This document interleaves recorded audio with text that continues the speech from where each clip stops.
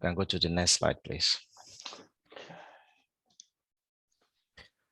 Welcome everyone to today's Coffee Science Seminar. My name is Femi Akisomi. I'm one of the staff here at Coffee. I'm based in the Center for Horticultural Science, and I mostly work on crop diseases. Today we have a seminar that's on crops, so hence I'm chairing the meeting. Next slide, please, Don. Before we start, I would like to acknowledge the traditional owners and the custodians of the land on which we meet today.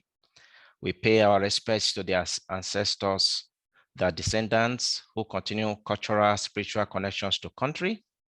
We recognize their valuable contributions to Australian and the global society. Today we have a seminar, next slide please, that is going to be presented by Don. Before I introduce him, I just want to let you know that if you have any questions during the seminar, please use the question and answer, not the chat function. And those questions will be asked at the end of the seminar. Please, again, use the Q&A session, not the chat function. So today we have the privilege of Don speaking to us. Donald Gardiner is the current Deputy Director of ARC Center or Hub for Sustainable Crop Protection here in Coffee.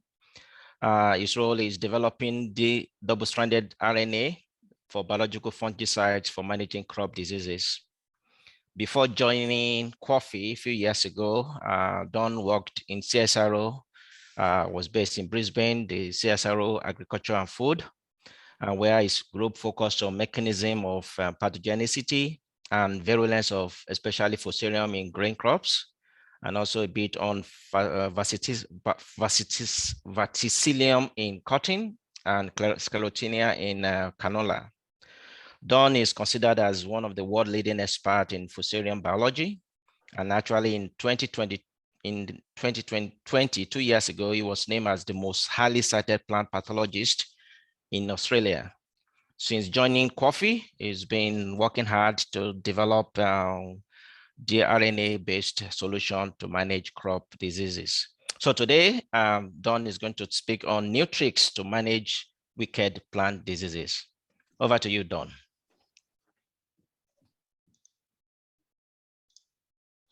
Thanks, Femi. I'd just like to acknowledge the traditional owners on the land as well.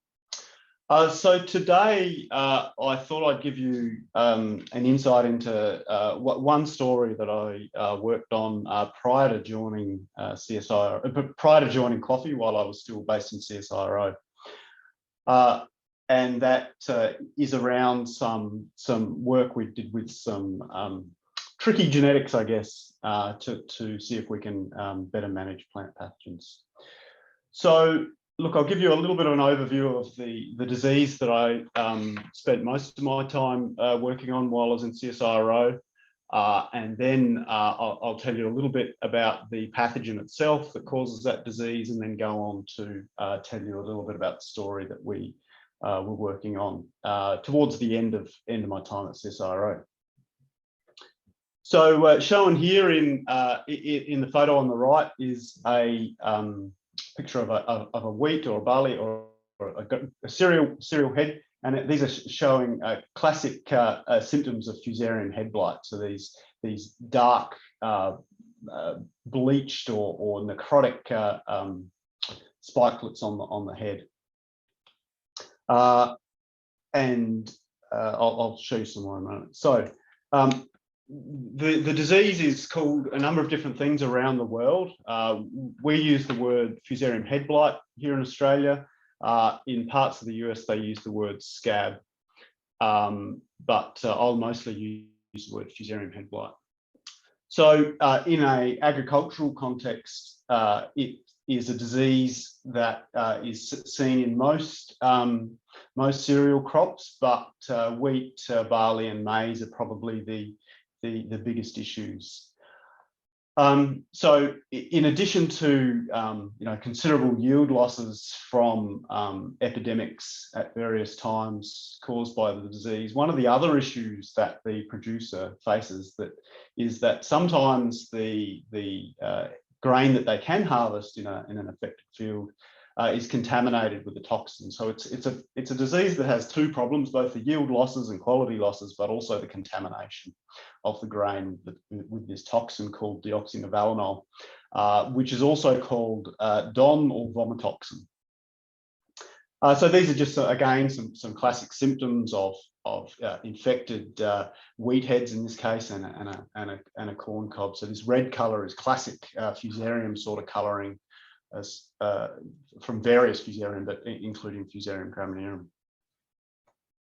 So the disease is not only results in contamination of the grain, but also reduced quality of the grain, and that's probably best demonstrated by this example over here on the right, where the grains that are harvested are somewhat shriveled. The starch quality is nowhere near as good as the starch that comes out of the healthy heads, as well as that contamination issue. On the left in this image is one symptom that can be seen in the field on these senesced heads, and these are actually the sexual structures that the pathogen produces after infection. These sexual structures are probably more commonly seen on the debris that's left in a field after harvest, which then goes on to provide the inoculum for the next year. So I'm just going to stay focused on the disease for a little bit and how that disease is actually managed in the field. So the disease occurs here in Australia, but it is largely restricted to areas of Australia that have a wet finish to the crop, or in years where there's a wet finish to the crop. So northern New South Wales and southern Queensland are about the only place that we get serious head blight epidemics, and they don't occur that often. The last one that was a problem was in 2010, just before, and people might remember that was a pretty wet year in this part of the world, which was followed up by the Brisbane floods in 2011. So it's sporadic here in Australia. We have other problems caused by these pathogens, which are economically much more important in Australia, called Fusarium crown rot. And I've spent a fair bit of my career working on those pathogens or those diseases as well. But today I'll focus on Fusarium head blight. So fairly minor problem here in Australia. The last report from about 12 years ago was losses probably average about $10 million a year. But in other parts of the world, like North America, China, and Europe, there's a problem that occurs nearly every year, or at least every couple of years, when there's the right conditions at flowering time. And so it's worth, in some years, many millions, if not billions of dollars to the grain production in those systems. So what do farmers actually do about it? So at the moment, they've got some management options, and this is probably best understood in the North American production system, and in particular, some survey work that was published a few years ago by a group from the US. So there's a massive effort globally on breeding for resistance to this disease. There's no immune type resistance to this disease. So it's not like, let's say, the rusts, where you can have a dominant resistance gene that then provides pretty good protection, provided it's used in the right context. So there's none of those types of absolute resistance genes available. So it's all quantitative. And so, most of the cultivars that are available will get ratings of, moderately resistant or moderately susceptible. But one of the problems is some of those resistance cultivars containing resistance will have some other quality traits or production traits that farmers aren't real happy with. And in one of the states of the USA where they see the worst epidemic problems, the adoption of even moderately resistant cultivars is still not that widespread. I guess in terms of the resistance available, in the literature, there's literally hundreds of QTLs that have been reported for resistance to this pathogen, but it really comes down to a pretty small number of loci that are useful outside of in the field. The other option, of course, with these sorts of diseases is fungicides. One of the issues that the farmers face here is that application really probably needs to occur when there's a high risk of this disease occurring, and it's a high risk when there's rainfall or precipitation just preceding anthesis or flowering, and so it's sometimes difficult to get those fungicides on. And there's a few products out there that you wouldn't use for managing this disease, because what it actually does is it stimulates the pathogen to produce more toxin when it's infecting the plant. So yes, fungicides are used. At best, they probably reduce the problem caused by the disease by about 50% when they're actually applied. Of course, in any system, you would look at rotating crops to manage the inoculum load, and that's a little bit problematic given the pathogens that cause this disease are good at infecting other crops like maize and barley and oats and all of those sorts of things, and even the pathogen can go on to soybean as well. So there's limited utility in crop rotation as well. So look, that's where I'm going to leave the disease part, and I'll tell you a little bit about the pathogen now and some of the cool things that we can do with the pathogen before I go on to tell you a little bit more about the science that we were doing. So the pathogen is a pathogen called Fusarium graminearum. There is other related species that can cause the disease, and certainly here in Australia, Fusarium pseudograminearum can cause Fusarium head blight as well, and was partly responsible for the outbreak that we had in 2010. While those two names sound very familiar, they're probably separated by about 1.5 to 3.5 million years of evolution, but by and large fairly similar modes of infection. So often when we think about host pathogen interactions, we think about the coevolution of the pathogen and the host together. And I think Fusarium graminearum is an example where that probably hasn't been the case in the evolution of this organism. So I like to think about Fusarium graminearum as being an accidental pathogen. Accidental because wheat itself probably had never seen Fusarium graminearum until someone dressed a lot like, just lost my slides. Someone dressed a lot like this fella probably brought wheat from somewhere in Europe to Central and Northern America. So wheat probably only came to North America about 400 years ago.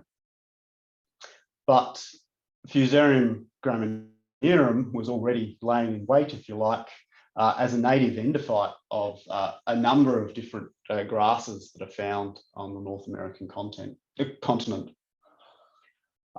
So one of the examples here is switchgrass, but there's a number of other grasses that can be found in national parks and things like that in North America that are very good hosts for Fusarium graminearum.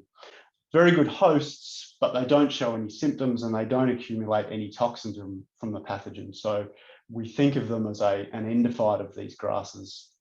And what's even more interesting here in the work that is cited here on this slide is that the authors of that work were able to take pathogens straight out of grasses like switchgrass and put them onto wheat, and they were fully virulent on wheat. They were as good as the isolates that were isolated out of the fields of wheat over many years. So the pathogen itself is already equipped to infect wheat. One of the other really nice things about this organism is that we can work with it in the lab. We can transform it. We can cross it and do all sorts of genetics with it. So earlier in my career, I spent a little bit of time working with genomes of some of these Fusarium species. And I'll just give you a couple of examples of some of the really cool things and neat things about the genomes of these organisms now. So next slide.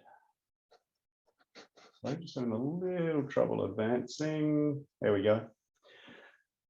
So the genome of Fusarium graminearum is what we would probably, to a plant biologist, call very compact. It's about 37 megabases, contains about 12 to 13,000 genes. It's arranged very neatly into four chromosomes.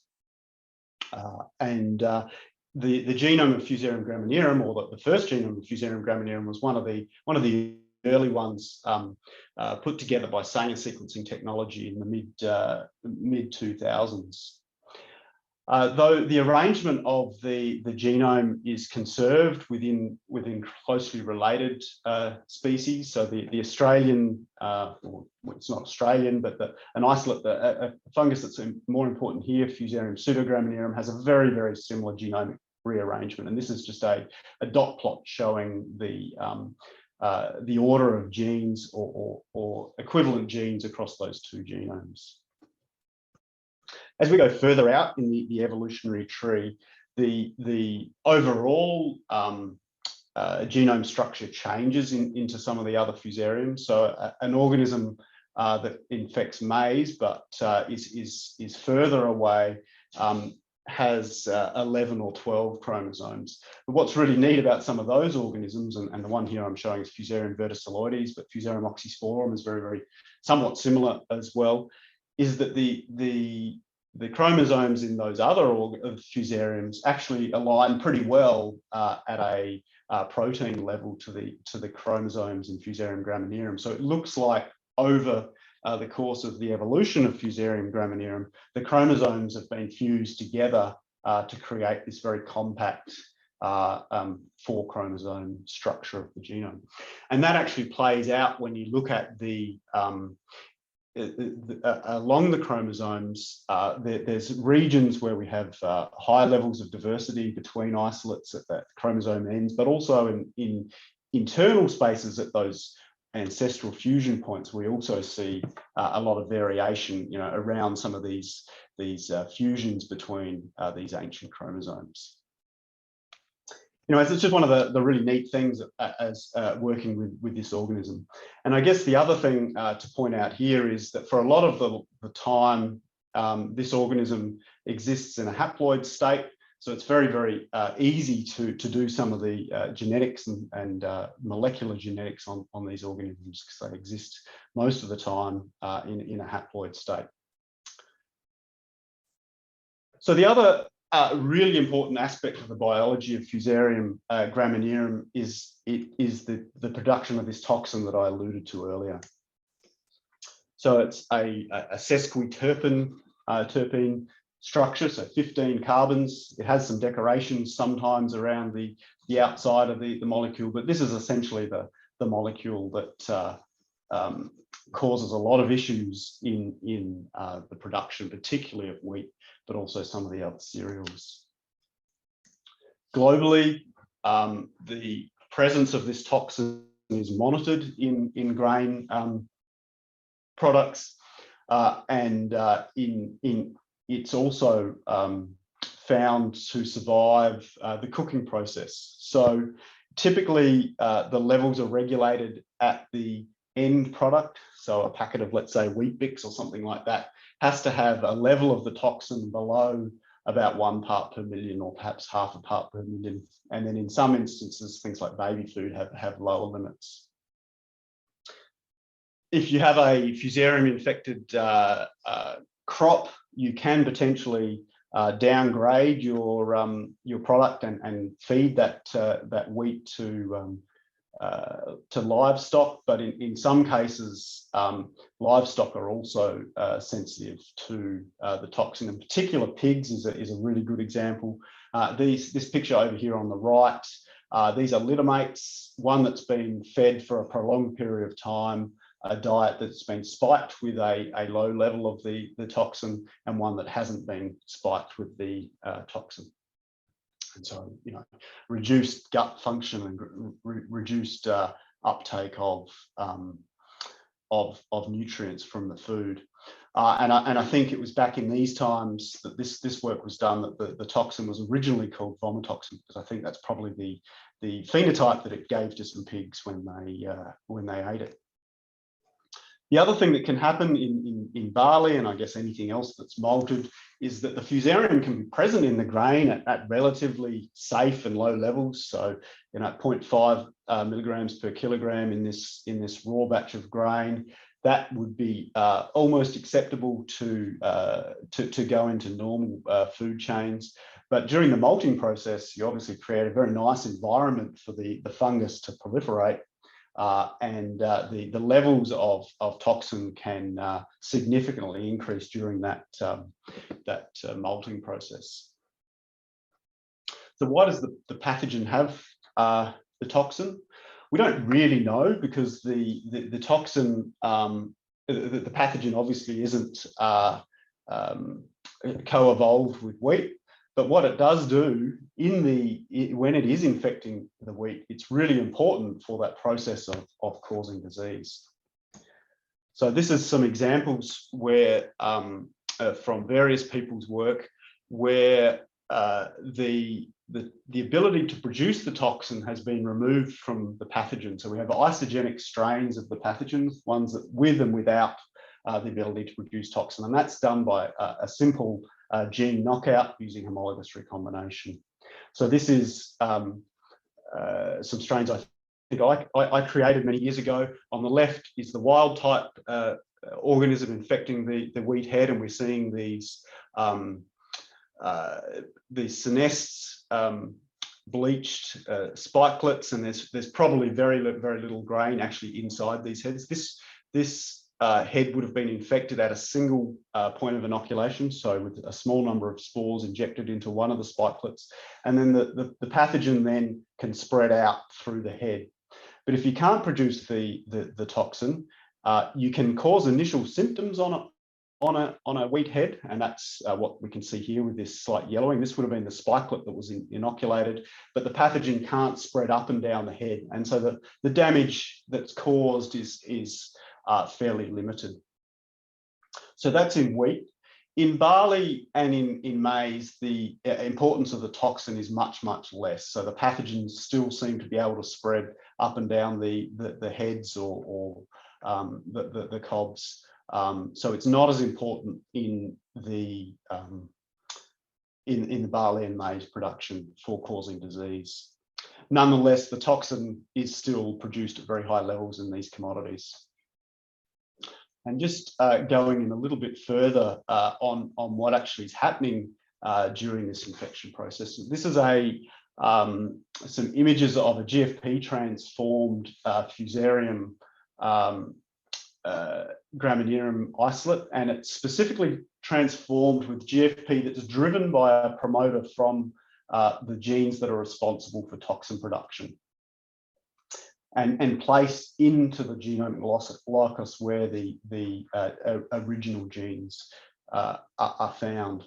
So on the top left here, we have a spikelet of wheat that would have been infected, and we can see some of the fungus here. This white fluffy stuff is the fungus coming back out of this spikelet.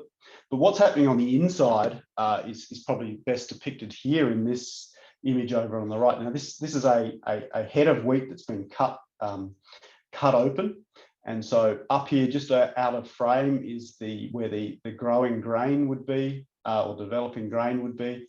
And it's you can see the green coming down through the rachis here, and allowing the pathogen to get right through down into the rest of the rachis, and then ultimately it gets inside the stem and heads to the bottom of the stem. And it's the toxin that allows it to get through some of these barriers that are naturally present in the wheat head. So without the toxin, the fungus would normally get stuck at that junction. And this is just some images of the fungus coming back out of the presumably stomates on the rachis, and this is the GFP you can see being expressed there. So how does the pathogen make this toxin? It's one of the really neat things about the genomes of organisms like this is they typically physically cluster the genes important for one particular process all in one location. And that's the case for toxin biosynthesis. So let's go to my next slide. So toxin biosynthesis is reasonably complicated, but well understood. So the primary metabolite that is used as a feedstock here is farnesyl pyrophosphate. And through a series of cyclizations and oxygenations, the toxin deoxynivalenol is formed. And most of the genes for the biosynthesis of this are housed in what's called a gene cluster. And that gene cluster only spans about just under 30,000 base pairs, so 30 kilobases. And it has genes for cytochrome P450s, multiple transcription factors, and it even has genes in there for the export of the toxin from the fungus. So that's where I'm going to leave the description of the pathogen, and I'm going to go on to talk about some what can only be described as very future-looking work about how we might manage diseases like this in the future. So the question I wanted to ask, I guess, is could we manage this disease not through just resistance, not just through fungicides, not just through cultural practices, but could we manage this disease by actually modifying the pathogen population? And in a way, applying fungicides is exactly what we do, and we modify the pathogen population. But I wondered whether we could actually do this by genetically modifying the pathogen populations to make them less able to cause disease. This is something that's been actively considered in managing other pests or pathogens around the world. And I guess most notably, the sort of example we hear about in the literature is managing mosquitoes to stop the spread of diseases such as malaria. And so the term that's used here is gene drives, where they want to actually modify the normal inheritance of genes within the mosquito to make those mosquito less able to transmit disease, or even in some instances to actually crash entire populations of mosquitoes. So very simple genetics here in normal inheritance. A gene that's in one parent would normally only be inherited by 50% of the progeny of that type of cross. Where we're looking at things like gene drives, which are super Mendelian, if you like, they circumvent the laws of normal genetics. The progeny of a cross between something that does and doesn't carry that gene drive is higher than 50% inheritance. So ultimately, over multiple generations, you modify the larger gene pool of that species such that it no longer, or such that it carries the genetics that you're interested in.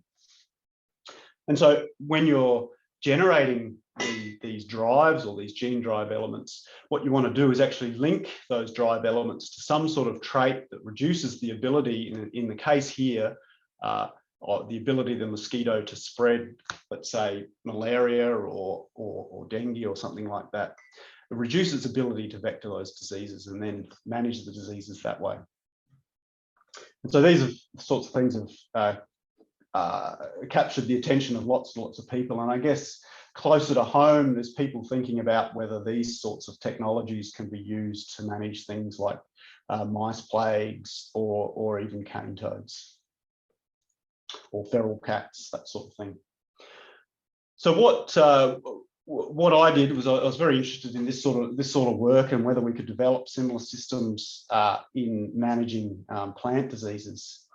So a lot of the systems that are in the literature where people have been doing this are built around excuse the typo on that slide, are built around CRISPR-Cas9 type cassettes, where they use those to alter or create gene drives.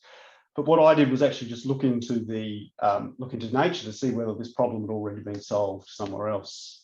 And indeed, it definitely has. So although gene drives in the literature are you know, and in the public press are sort of thought about as being synthetic constructs, there's many examples throughout various parts of eukaryote biology.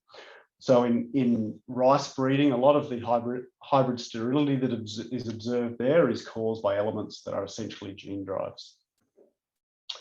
Again, I've got a typo there, but some factors in flower beetle are another example. Stalk-eyed flies, and even in mice as well, there's loci that behave as gene drives. In fungi, again, there's elements there that behave are inherited in a super Mendelian fashion, and in fungi we call them fungal spore killers or spore killers. So we looked into the literature to see whether any of these had been cloned. A lot of them are identified, you know, in the 60s and 70s through genetic studies. But in 2014, a group managed to clone one of the spore killers in a fungus. So just a quick whirlwind of basic meiosis in fungi. You have two, in this case, two hyphae that meet, potentially of opposite mating type, depending on the mating system in a fungus. There's fertilization, fusing of the nuclei, and then through multiple rounds of meiosis. And in normal inheritance, you'll have 4 products of meiosis, 2 that do contain a particular allele and 2 that don't contain the allele. And one of the neat things in fungi is that these products of meiosis are often contained within what's called an ascus. And so you can actually see the products of meiosis of any one meiotic division. In situations where these meiotic drives, these natural meiotic drives are present, or these spore killers, it goes through exactly the same process. You end up with 4 products of meiosis. But what actually happens is that the products of meiosis that inherit the killer locus go on to kill the other products of meiosis. And so in this example here, and this is a fungus called Podospora, it's a model system for fungal genetics, is that you see some asci that contain 4 products of meiosis, but the vast majority are asci that contain only 2 products of meiosis, where some killing has occurred in these asci. So we thought, well, could we actually take this locus, this spore killer locus, and move it into Fusarium graminearum? And so that's exactly what we did. We took the spore killer from Podospora, and we used that gene to replace the genes that were important for toxin biosynthesis in the pathogen. So we disabled the ability of the Fusarium graminearum strain to produce toxins. And those strains we could predict, based on other work that we've done, would be unable to spread up and down the spikelet in a wheat system. And it's done really simply in Fusarium graminearum, is we just take some homology arms of the area that we want to place the gene or genes into, about 1,000 base pairs on each side of the area we want to go into, and do a simple homologous recombination with a antibiotic selectable marker. So despite what I said about meiosis a moment ago in fungi, of course, not all fungi are the same. And meiosis is slightly, well, the generation of spores in Fusarium graminearum is slightly different to Podospora. Again, we go through fertilization, karyogamy, 2 rounds of meiosis, but in Fusarium graminearum and all Fusarium that I'm aware of, there's a post-meiosis mitosis. So you actually end up with 8 products of meiosis, with pairs of 2 being identical. So what happens theoretically, in a situation where you have a spore killer and fusarium, is that you will end up with 4 products of meiosis and 4 dead spores. This is a cartoon, of course, of what happens under a microscope. What these spores actually look like is these beautiful clusters of spores that contain, so these are ascospores, sexual spores that are contained within an ascus. And in this example here, this is not an example where we've got a drive happening, but each of the parents was labeled with a different fluorophore, one red, one green. And so those, in this case, the loci segregate equally. So anyway, we took the strain of fungus that we developed here with this spore killer placed into the toxin biosynthesis locus, and we set up some crosses to see how it behaved. So this was done. We had a way of monitoring the outcrossing and selfing and things within the strain. But to simplify this, we actually just placed what we call a drive strain, which would contain the spore killer, against a strain that didn't contain the spore killer locus. And we'd mark these with antibiotics so we could follow segregation and things like that. So those were plated out onto selective media to allow us to monitor the drive. And what happened is this spore killer locus that we took from Podospora, placed it into Fusarium graminearum. It didn't segregate at 50% efficiency, which would be expected for a normal trait, a normal gene. It segregated at about 90% efficiency. So 9 out of 10 progeny in those crosses contained the spore killer locus. One of the issues with Fusarium graminearum in particular is that it not only undergoes outcrossing in the wild, it actually undergoes a lot of selfing. So it's possible that the vast majority of the products of a particular cross would actually be self-fertilization events. And so you might end up getting a mixture of spores that are derived from a self-fertilization, a mixture including then spores that are derived from outcross, and then of course some selves from the other strains. So to see whether this was actually occurring and how often this was occurring, we actually took these drive containing Fusarium strains and took them through a couple of rounds of meiosis and monitored them over time. So a similar setup where we actually just we set up some pairings in a Petri dish. We have drive containing strains, which I've represented here in red, and that the white here is a non-driving containing strain. And we just cycled these through a couple of rounds of sexual reproduction and then monitored along the way. And what's shown here in this graph down the bottom is that by the end of 3 cycles of free crossing within a Petri dish, we're actually able to fix the spore killer locus and the inability to produce toxin in the population that's contained within that Petri dish. So it looks like it works pretty well, and it looks like it works pretty well in a Petri dish, of course. It looks like it works pretty well even when the fungus is allowed to do whatever it likes and is not forced to undergo outcrossing. So what about, so these are GMOs that are, significantly altered in their natural makeup, if you like, and naturally, public would be pretty concerned about releasing these sorts of things into the wild. So we thought we'd have a bit of a look at safety and perhaps ways that we might be able to manage the genetics of these organisms in the field. So I'm just running a bit short on time here, so I'll skip through some of this. Obviously, people are a bit hesitant about this sort of work, and we can't really, given they're designed to spread, very, very difficult to set up situations to really monitor what might happen over time. And even testing them in planter is a little bit problematic, because we need complete containment of these organisms, because they're designed to spread through nature. And certainly we didn't get approval from the GTR to test these things on plants. So we looked at ways of whether we could actually contain them genetically. So I'm just going to take you through a tour de force of fungal genetics here.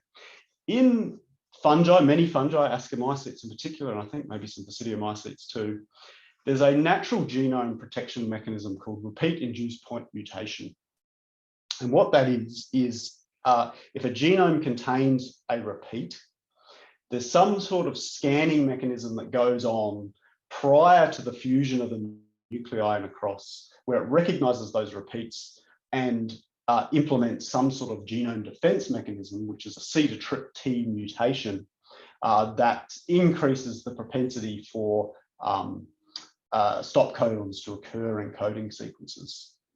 So it's thought that it's probably a protection mechanism about things like transposons, that if they duplicate in a genome, they can then, before it goes through a sexual cross, they are mutated, so they're no longer functional. So we thought, well, what if we introduced a second copy of the spore killer loci into to a fusarium strain? So that's exactly what we did. We took another locus that's important for virulence in this organism, introduced a second copy of the spore killer gene. It was actually introduced on the same chromosome, but separated by more than 100 centimorgans on that chromosome.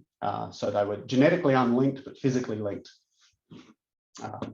And indeed, that's what we saw through crosses with when this organism underwent sexual reproduction, whether it be with an outcross or a self. We saw mutations occur, C to T transitions, or on the other strand, it's a G to A transition, which would then result in changes to the amino acid sequence of that protein. So with that, I'd just like to leave it there, that we seem to be able to modify the pathogen populations, at least in petri dishes, using some of these natural spore killers. And just as a side note, the gene that we transferred from Podospora to Fusarium, those two organisms probably separated more than 100 million years ago, and seem to function with their natural promoters. We didn't change any of that sort of stuff. And we think that it can potentially spread, certainly in a petri dish, and repeat-induced point mutation may be a way to control it genetically in the field. And so we've got lots of other questions, which I won't go through now. So with that, I'd just like to thank the people that were involved in this. So many of my former colleagues at CSIRO, and also some colleagues in the US that have now taken these genetic constructs and will be starting to try it in some of the strains in North America. So with that, I'll take some questions. Thank you, Don. We have some questions. I can go to the next slide, please. The first question is Fusarium graminearum monophyletic, or is it a complex, species complex? Look, it's a species complex, but they're interfertile between the different strains within that species complex. So it depends on what your definition of a species is. If it's a biological species, they certainly can cross and those sorts of things. But there is different lineages in parts of the world, but we know that certain lineages are over sort of less than decadal periods spreading across North America. So there's an example where they think a lineage got introduced from Italy, I think, into North America, and it spread from east to west in North America in about a decade. So should we say it's sensu stricto or lacto in this sense? Is it generic or strict species? I would say no, it's not a strict species. Good. There's another question here. Do Fusarium graminearum isolers produce DON toxin, or is something as environmental triggering the production? Is it induced by environmental factor, or is it just natural producer? Do all fusing, sorry, I'm just looking at the Q&A now. Is the fusarium isolate, do they produce DON themselves, or is the toxin production triggered by environmental factors? Yes and no is the short answer to that. So certainly the amount of toxin produced is much, much higher in planter. But what those triggers are, some of my early work when I first joined CSIRO was trying and understand some of those triggers. And certainly things like media pH and the presence of reduced nitrogen compounds massively increase the production in vitro. So it's probably an environmental trigger, but certainly, you know, the in-planter environment is very conducive to the production of these things.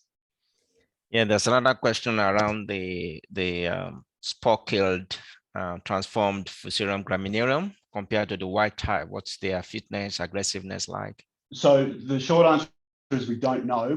We know that when we take out toxin biosynthesis, we massively decrease the ability to cause disease. But when we were doing this work, we didn't have, well, we did have permission to put them on plants, but it was under very, very restrictive conditions, which meant we couldn't really do a proper experiment, so we didn't do it. Good question. How does spore kill the other products of meiosis? How does that really happen? So we're actually working on this, or I left a postdoc at CSIRO working on this. And so the spore killer is a single protein. It's got a couple of domains in it. One of those domains is a nuclease, and one of those domains is a kinase. And we know if we mutate the active site in the nuclease, it no longer can cause killing. And the kinase, we think, provides some sort of self-protection mechanism. So we've actually managed to get the spore killer gene to function in both yeast and E. coli. And so it's basically the toxicity component is a nuclease that targets DNA. So how do they kill again?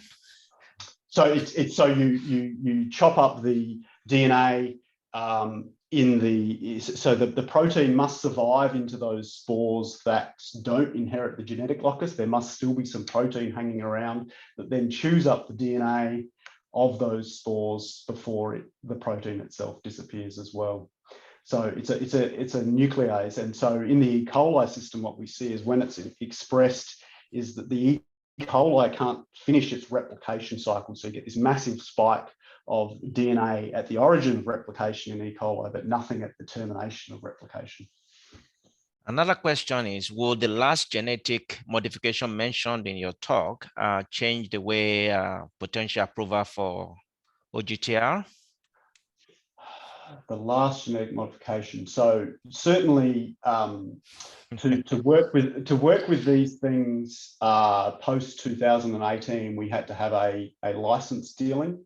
And so the idea of actually, you know, trying any of this sort of stuff outside of a contained system at the moment is pretty light on, you know, pretty limited here in Australia. But I will say that the conversations that my colleagues had with the US regulators, it was quite a different situation where they were potentially looking at trying these things in fields that were isolated from other wheat fields. One last question from the participant before I ask my own question. What is in switchgrass that allowed it to coexist with Fusarium graminearum as opposed to wheat and barley? Who knows? Who knows? That's a $1 million question. And of course, we can't cross switchgrass with wheat to find out what the. So presumably, there's some sort of susceptibility factor in wheat and barley that allows this toxin to be turned on. Who knows? Who knows? In your talk, you focus on DON as the toxin. What of NIV, nevalinol? Nevalinol is a similar or almost identical toxin to deoxynivalenol. It's found in some isolates of Fusarium graminearum. The genetic pathway for the synthesis is exactly the same locus. It just the NIV producing isolates just don't contain there's a slight difference to the decoration around that molecule. So it's all encoded in the same locus. So we would be able to do exactly the same thing in what of the aggressiveness? How was the